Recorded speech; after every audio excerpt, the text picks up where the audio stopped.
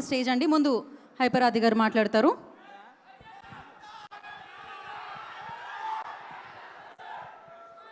అందరు బాగున్నారండి? Thank you so much. ఈరోజు మెగాస్టార్ గారి బర్త్డే సందర్భంగా ఇక్కడ మళ్ళీ మిమ్మల్ని అందరినీ కలుసుకోవటం నిజంగా చాలా హ్యాపీగా ఉంది. ఇక్కడ 90s జనరేషన్ ఉన్నారా మొత్తం అందరూ? 90s జనరేషన్ ముఖ్యంగా ఇక్కడికి వచ్చిన పెద్దలందరికీ, బాబీ గారు, డైరెక్టర్ బాబీ గారికి, అలాగే జానీ మాస్టర్కి, అలాగే నాగేంద్ర గారు జర్నలిస్ట్ గారికి, అలాగే ఆటా సందీప్ బ్రదరు, అలాగే మన రమేష్, మొత్తం అందరికీ కూడా థ్యాంక్ యూ సో మచ్ అండి. ఈరోజు ఇక్కడికి ఈ సభ ఇంత సక్సెస్ అవ్వడానికి వచ్చే గెస్టులను బట్టి కూడా ఈ సభ అంత సక్సెస్ అవుతూ ఉంటుంది అనమాట. సో వచ్చిన వాళ్ళందరికీ థ్యాంక్ యూ. ముందుగా మన బ్రతుకులకు కారణమైన మన తల్లిదండ్రులకి, మనం ఎలా బ్రతకాలో నేర్పించిన గురువులకి, బ్రతికితే ఇలా బ్రతకాలరా అని చెప్పి నిరంతరం ఇన్స్పిరేషన్గా ఉంటున్న మెగాస్టార్ చిరంజీవి గారికి నేను ధన్యవాదాలు చెప్పుకుంటూ, 90s జనరేషన్ మొత్తానికి మనందరికీ కొన్ని కామన్ ఫ్యాక్టర్స్ ఉంటాయి. మనం చందమామను చూస్తూ తిన్నాం, చిరంజీవి గారిని చూస్తూ పెరిగాం, పవన్ కళ్యాణ్ గారిని చూస్తూ అరిచాం, రామ్ చరణ్ గారిని చూస్తూ గర్వపడుతూ ఉన్నాం. మన ఇంట్లో టీవీ లేని రోజులు, పక్కింట్లో టీవీ ఉన్న రోజులు, ఏదైనా వేరే సినిమా వచ్చినప్పుడు వాళ్ళు ఏమైనా అనుకుంటారేమోనని మధ్యలోనే లేచి వచ్చిన రోజులు, కానీ చిరంజీవి గారి సినిమా అయితే మాత్రం వాళ్ళు ఏమనుకున్నా పర్లేదని చివరిదాకా చూసి వచ్చిన రోజులు. కొత్త సంవత్సరం వస్తే చిరంజీవి గారి గ్రీటింగ్ కార్డ్, కొత్త పండగ వస్తే చిరంజీవి గారి సినిమా, కొత్తగా మన లైఫ్లోకి ఏ చిన్న ఆనందం వచ్చినా కూడా చిరంజీవి గారి డ్యాన్స్, ఎగ్జామ్లో ఇచ్చిన క్వశ్చన్కి ఆన్సర్ సరిగా రాకపోతే పేపర్ నిండా చిరంజీవి చిరంజీవి చిరంజీవి అని రాసిచ్చిన క్షణాలు, హాస్టల్ రూముల్లో పోస్టర్లు పెట్టకూడదు అని చెప్పి రూల్స్ పెట్టినా సరే ఆ రూల్స్ని అతిక్రమించి రూమ్ అంతా మెగాస్టార్ పోస్టర్లు నింపిన సందర్భాలు. ఈ జనరేషన్కి మెగాస్టార్ అంటే వన్ ఆఫ్ ద హీరో, కానీ మా జనరేషన్కి మెగాస్టార్ అంటే వన్ అండ్ ఓన్లీ హీరో. అంటే ఈరోజు పవన్ కళ్యాణ్ గారికి, రామ్ చరణ్ గారికి, అల్లు అర్జున్ గారికి, వరుణ్ తేజ్ గారికి, సాయి ధర్మ తేజ్ గారికి, వైష్ణవ్ తేజ్ గారికి, వీళ్ళందరికీ ఒక సపరేట్ ఫ్యాన్ బేస్ ఉంది. కానీ వాళ్ళందరికీ తెగిన మొట్టమొదటి టికెట్ మాత్రం మెగాస్టార్ అభిమానిదే. ఇది అందరూ గుర్తుపెట్టుకోవాల్సిన విషయం. వాళ్ళకే కాదు, సినిమా తీయడానికి వచ్చేవాడికి, సినిమా రాయడానికి వచ్చేవాడికి, సినిమా చేయడానికి వచ్చేవాడికి, అసలు సినిమా అంటే పడి చచ్చే ప్రతి ఒక్కడికి ఆయన ఇన్స్పిరేషన్. అలాంటి మెగాస్టార్ అభిమానులందరిని ఉద్దేశించి చెప్పిన గొప్ప మాట ఏంటో తెలుసా? నా అభిమాని అయినప్పుడు వచ్చే సంతోషం కంటే నా అభిమాని తను ఎంచుకున్న రంగంలో సక్సెస్ అయినప్పుడు వచ్చే సంతోషమే నాకు ఎక్కువ అని చెప్పిన గొప్ప మనసున్న వ్యక్తి మెగాస్టార్ చిరంజీవి గారు. క్రికెట్లో సచిన్ టెండూల్కర్కి చాలా రికార్డులు ఉంటాయి. తక్కువ వయసులో వచ్చాడని, ఎక్కువ సెంచరీలు చేశాడని, అలాగే గెలుపు కోసం తన ఒంటి మీద గాయాలను సైతం లెక్క చేయడని, ఎంత ప్రెజర్ ఉన్నా సరే కూల్గా ఉంటాడని, ఇలాంటి రికార్డులు చాలా ఉన్నాయి. కానీ తక్కువ వయసులో వచ్చాడు అన్న రికార్డుని వైభవ్ సూర్యవంశీ వచ్చి బీట్ చేశాడు. ఎక్కువ సెంచరీలు చేశాడు అన్న రికార్డును విరాట్ కోహ్లీ వచ్చి బీట్ చేశాడు. గెలుపు కోసం తన గాయాలను సైతం లెక్క చేయడు అన్న రికార్డును యువరాజ్ సింగ్ వచ్చి బీట్ చేశాడు. ఎంత ప్రెజర్లో ఉన్నా కూల్గా ఉంటాడు అన్న రికార్డుని ఎంఎస్ ధోని వచ్చి బీట్ చేశాడు. అలాగే సినిమాల్లో చిరంజీవి గారికి కూడా కొన్ని రికార్డులు ఉన్నాయి. అదిరిపోయే డ్యాన్స్, అద్భుతమైన యాక్టింగ్, చెక్కు చెదరని ఫ్యాన్స్, కొన్ని కోట్ల మందికి ఇన్స్పిరేషన్, కొన్ని వేల మందికి సహాయం, జంజీ బ్యాచ్ కూడా జై చిరంజీవి అనే వ్యక్తిత్వం, ఇలాంటి రికార్డులు చాలా ఉన్నాయి. కానీ ఈ రికార్డులను మాత్రం ఇంతవరకు ఎవరు టచ్ కూడా చేయలేదు. అది అలాంటి రికార్డులు సృష్టించాడు మెగాస్టార్ చిరంజీవి గారు. చాలామంది అనుసరించారే తప్ప ఆ రికార్డులను ఎవ్వరూ బీట్ చేయలేదు. స్వయం కృషి, విజేత, ఆపద్బాంధవుడు, అలాగే మగమహారాజు, ఇవన్నీ సినిమా టైటిళ్ళు మాత్రమే కాదు.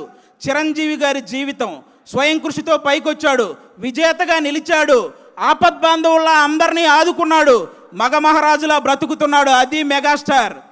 మన అన్ని లాంగ్వేజ్ల్లో, తెలుగు, తమిళ, మలయాళం, హిందీ, కన్నడ, అన్ని లాంగ్వేజ్ల్లో మా హీరో ఇన్ని కోట్లు కొట్టాడంటే, మా హీరో ఇన్ని కోట్లు కొట్టాడనే గొడవలు అప్పటికి ఇప్పటికీ ఎప్పటికీ ఉంటాయి. కానీ మా హీరో ఇన్ని కోట్లు కొట్టాడు, ఇన్ని కోట్లు కొట్టాడని గొడవలు మాట్లాడుకునే స్థాయి నుంచి మా హీరో ఇన్ని కోట్లు పంచిపెట్టాడు అని విలువలు మాట్లాడుకునే స్థాయిని తీసుకొచ్చింది మొట్టమొదట మెగాస్టార్ చిరంజీవి గారు. చెన్నైలో చెన్నైలో ఆయన అవకాశాల కోసం తిరుగుతున్న రోజుల్లో ఆయన్ని అద్దంలో మొహం చూసుకోమన్నారు. ఈరోజు అద్దంలో మొహం చూసుకుంటున్న ప్రతి ఒక్కడూ నేను చిరంజీవి గారిలా స్టైల్గా ఉన్నానా, చిరంజీవి గారిలా అందంగా ఉన్నానా అనుకునే స్థాయికి ఆయన ఎదిగాడు. That is megastar. మెగాస్టార్ గారి గురించి నేను చెప్పడం కాదు, గొప్ప గొప్ప వ్యక్తులు ఎంతోమంది ఆయన గురించి చెప్పారు. అన్ని లాంగ్వేజుల్లో 40,000కు పైగా సాంగ్స్ పాడిన నంబర్ 1 పొజిషన్లో ఉన్న ఎస్పి బాలసుబ్రహ్మణ్యం గారు ఆయన గురించి చెప్పిన మాట ఏంటో తెలుసా? నేను పాడిన పాటకి అద్భుతమైన గ్రేస్ని యాడ్ చేసే ఏకైక స్టార్ మెగాస్టార్ అని. ఈరోజు పాటల రచయితలందరికీ గురువుగా ఉన్నటువంటి వేటూరి సుందరరామూర్తి గారు చెప్పిన మాట ఏంటో తెలుసా? నేను రాసిన పాటకి న్యాయం చేసే ఏకైక స్టార్ మెగాస్టార్ అని. రజనీకాంత్ గారికి, కమల్ హాసన్ గారికి ఒక గుర్తింపునిచ్చి గుర్తుండిపోయే సినిమాలను ఇచ్చిన కె బాలచంద్ర గారు చెప్పిన మాట ఏంటో తెలుసా? Rajinikanth plus Kamal Haasan is equal to megastar. ఇది మీరందరూ గుర్తుపెట్టుకోవాలి. అంతేకాదు సినిమా ప్రపంచానికే పెద్ద అయినటువంటి అమితాబ్ బచ్చన్ గారు చెప్పిన మాట ఏంటో తెలుసా? King of Indian cinema is megastar. ఈరోజు ప్రపంచవ్యాప్తంగా అందరూ ఎదురు చూస్తున్నారు వారణాసి గురించి. అది చేస్తున్న సూపర్ స్టార్ మహేష్ బాబు గారిని మీకు తెలుగులో కృష్ణ గారు కాకుండా నచ్చిన హీరో ఎవరైనా అడిగితే ఆయన చెప్పిన మాట ఏంటో తెలుసా? మెగాస్టార్. ఆల్రెడీ ప్రపంచవ్యాప్తంగా విస్తరించిన బాహుబలితో మన రెబల్ స్టార్ ప్రభాస్ గారు మీకు కృష్ణరాజు గారు కాకుండా తెలుగులో మీకు నచ్చిన హీరో ఎవరైనా అడిగితే ఆయన చెప్పిన మాట మెగాస్టార్.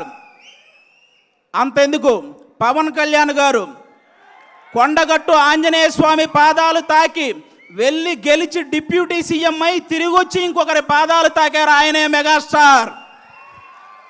ఇలా తోపులందరూ కలిసి డిసైడ్ చేసిన తోపే మెగాస్టార్. కాబట్టి ఆయన స్థాయిని ఎవ్వరూ తగ్గించలేరు, ఎవరి వల్ల కాదు. ఇక హెల్పింగ్ నేచర్ విషయానికి వస్తే, కరోనా టైంలో కరోనా క్రైసిస్ చారిటీ అనే ఒక కార్యక్రమాన్ని ముందుకు తీసుకొచ్చి సినిమా కార్మికులందరికీ నిత్యావసర వస్తువులు అందేలా చేయడంలో కానీ, అపోలో నుంచి కరోనా మెడిసిన్ అందేలా చేయడంలో కానీ, ఫ్రీ వ్యాక్సిన్ అందేలా చేయడంలో కానీ, ఈ హెల్పింగ్ నేచర్ ఇప్పటిది కాదు. మనం ఏదైనా ఒక స్థాయికి వచ్చినప్పుడు మన తోటి స్నేహితులను మర్చిపోకూడదని ఆ రోజు తన తోటి స్నేహితులైనటువంటి తోటి ఆర్టిస్టులైనటువంటి సుధాకర్ గారిని, హరిప్రసాద్ గారికి, నారాయణరావు గారికి వాళ్ళ ముగ్గురిని ప్రొడ్యూసర్లు చేసి ఎముడుకు మొగుడు అనే ఒక సినిమా చేసి పెట్టాడు వాళ్ళ కోసం, స్నేహితుల కోసం. అప్పటి నుంచే ఉంది హెల్పింగ్ నేచర్, ఇప్పుడు కాదు. హెల్పింగ్ నేచర్ అంటే రీసెంట్గా గబ్బర్ సింగ్ సినిమాలో ఒక ఆర్టిస్ట్కి దురదృష్టవశాత్తు బ్రెయిన్ స్ట్రోక్ వస్తే ఫస్ట్ నాగబాబు గారు వాళ్ళకు 2 లక్షలు పంపించారు. చిరంజీవి గారు ఇంటికి పిలిచి చెక్ ఇచ్చారు. పవన్ కళ్యాణ్ గారు వాళ్ళని బాగా చూసుకోండి, మొత్తం నేను చూసుకుంటానని కాల్ చేసి హాస్పిటల్కి చెప్పారు. ఇలాంటి వ్యక్తుల గురించి, మా నాన్నగారికి సర్జరీ అయ్యి హాస్పిటల్లో ఉంటే మా చుట్టాలు కూడా ఒకరోజే వచ్చి వెళ్ళారు, కానీ నాగబాబు గారు మా నాన్నగారు హాస్పిటల్లో ఉన్న ప్రతిరోజు వచ్చి వెళ్ళారు. అలాంటి వ్యక్తుల గురించి, వ్యక్తిత్వాల గురించి ఎంత చెప్పినా తక్కువే. దానం చేయటంలో చిరంజీవి గారిది కర్ణుడు మనస్తత్వం అయితే సురేఖమ్మ గారిది డొక్కా సీతమ్మ గారి మనస్తత్వం. ఆవిడ చేత్తో ఎంతమందికి పెట్టిందో, ఆవిడ చెప్పి ఎంతమందికి సహాయం చేసేలా చేసిందో. మెగా ఫ్యామిలీలా ఆదుకోవటంలో కానీ, మెగా ఫ్యామిలీని అందుకోవటంలో కానీ ఎవరి వల్ల కానే కాదు. ఇంకా అంతేకాదు, చిన్న చిన్న సినిమాలని, ఎన్ని సినిమాలు, కమిటీ కుర్రోళ్ళని, కోర్ట్ అని, అలాగే బలగం అని, ఇలాంటి సినిమాలు హిట్ అయిన ప్రతిసారి వాళ్ళందరినీ టీముని ఇంటికి పిలిపించి వాళ్ళని సన్మానించి, నెక్స్ట్ రాబోయే తరాలు మనం హిట్ కొడితే చిరంజీవి గారు ఇంటికి పిలిచేంత హిట్ కొట్టాలరా అని వాళ్ళందరికీ ఒక బూస్టప్ ఇచ్చిన స్టార్ మెగాస్టార్. మొన్నొచ్చిన చెన్నై లవ్ స్టోరీ సినిమా వరకు ఎన్ని సినిమాల కోసం ఆయన నిలబడ్డాడు, ఎన్ని సినిమాలను ఆయన నిలబెట్టాడు.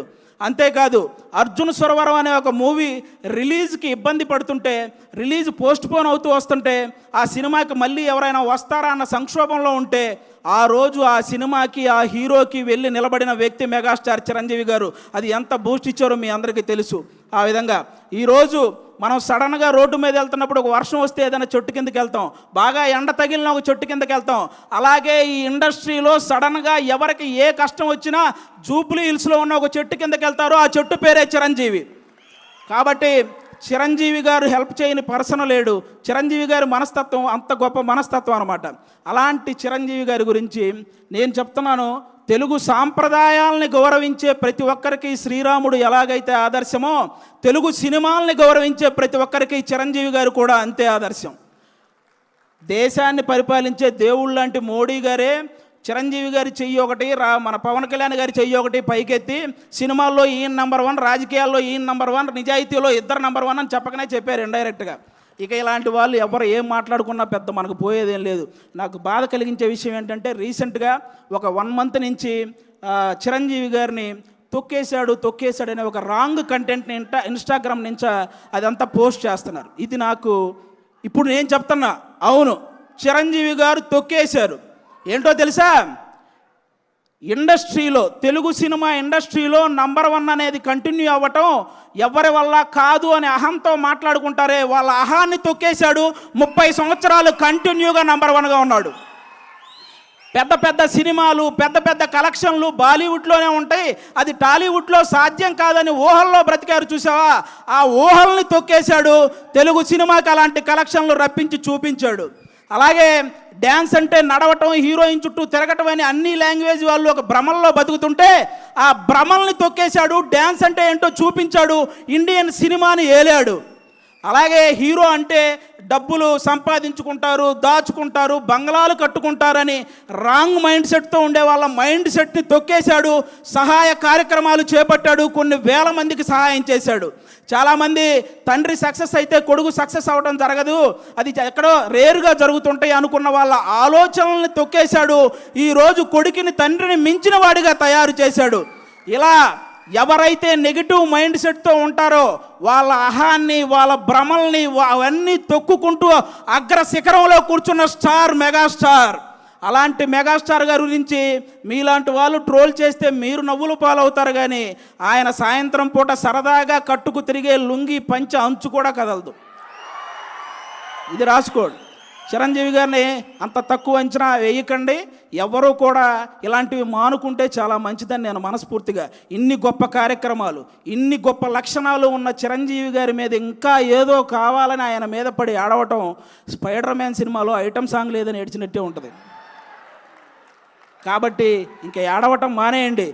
సినిమా ఇండస్ట్రీకి 100 సంవత్సరాలు వచ్చినా, చిరంజీవి గారికి 100 సంవత్సరాలు వచ్చినా సింహాసనం మీద కూర్చునే అర్హత అక్కడ ఆ ఇంద్రుడిది, ఇక్కడ ఈ ఇంద్రసేనుడిది. ఒకటే లైఫ్ బ్రదర్, అనుకున్నవన్నీ చెప్పేయాలి, అనిపించినవన్నీ చేసేయాలి. మెగాస్టారు, పవర్ స్టార్ ఫ్యాన్లుగా పుడతామా ఏంటి మళ్ళీ? థ్యాంక్ యూ సో మచ్, అందరికీ thank you. Oh my God, thank you Aadi గారు, thank you so much. So నాకు తెలిసి వీరశంకర్ గారు